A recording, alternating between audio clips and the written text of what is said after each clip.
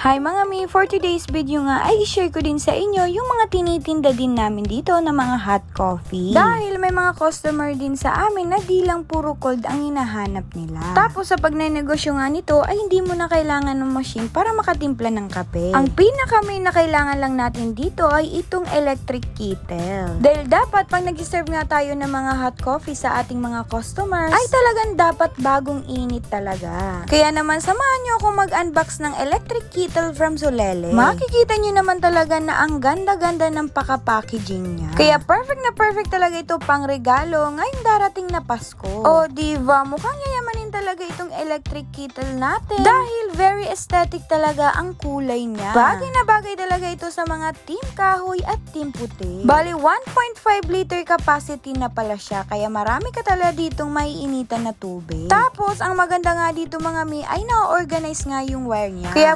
pwede nyo nga siyang itago sa ilalim. At para makapagsimula na nga tayo, ay mag-init na tayo dito ng ating tubig. At sobrang na-amaze talaga ako dito dahil di touchscreen nga siya mga mare. Tapos malalaman nyo nga din dito kung gaano na siya kainit. Kaya nasa sa inyo na nga guys kung gusto nyo nga ng sobrang init or yung sakto lang ang init. Kaya bagay na bagay talaga to sa ating mga mamis, lalo-lalo na kung nagpapaligo talaga tayo ng mga junakis natin. Kaya dito talaga sa amin ay hindi pwedeng mawala itong electric kettle namin. Kasi bukod nga sa ginagamit namin ito pang ligo, ay mas importante din ito sa aming tindahan. Lalong-lalo na kung nagtitimpla kami ng mga milk tea, iced coffee, at itong mga hot coffee. Kaya mga mi, kung nagbabalak nga kayong idagdag to sa paninda nyo, ay pwedeng-pwede. Ang una pala natin gagawin dito ay itong caramel macchiato. Bale, naglagay nga lang ako ng 2 scoops sa 250 ml na hot water. Then, mix-mix lang natin ito hanggang sa matunaw nga yung lahat na powder na nilagay natin. Tapos, ibuhos lang natin dito sa ating 8 ounce na coffee cup. Takpan lang natin ito at ready to serve na ang ating hot coffee na caramel macchiato. Ang next coffee naman na gagawin natin ay itong 3-in-1 coffee. So, same din mga mi, sa 250 ml na hot water ay maglagay lang tayo ng 2 scoops of coffee powder. Halu-haluin nyo lang, then ilagay na nga dito sa ating